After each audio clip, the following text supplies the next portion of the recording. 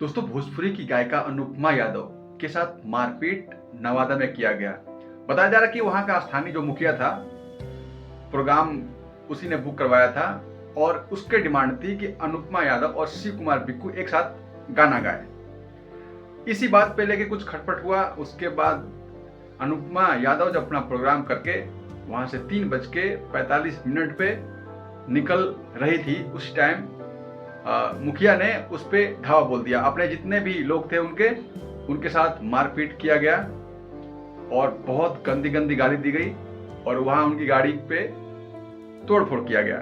कहीं ना कहीं प्रोग्राम जो भी कराता है उसको सेफ्टी भी देना बहुत जरूरी होता है, लेकिन ऐसा नहीं किया गया।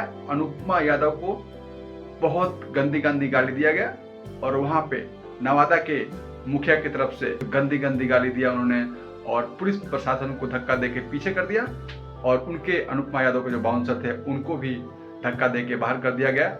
बताया जा रहा है कि अनुपमा यादव के साथ साथ शिव कुमार बिक्कू, अमित आशिक सिंगर थे, उन तीनों को बहुत गंदी गंदी गाली दिया गया, उनके साथ मारपीट किया गया। ऐसा करना क्या सही है?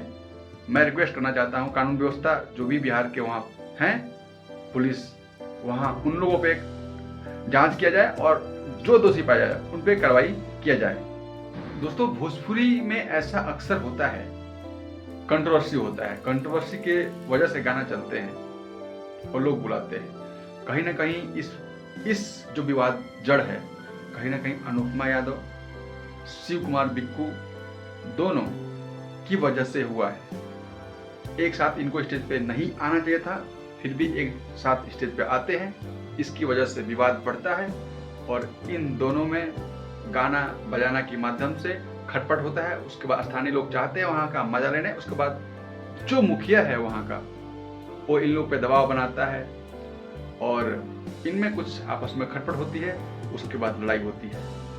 तो रिक्वेस्ट यही रहेगा कि ये भविष्य में कभी एक साथ स्टेज शो साझा ना करें और अपनी पर्सनल बात को स्टेज पे ना करें।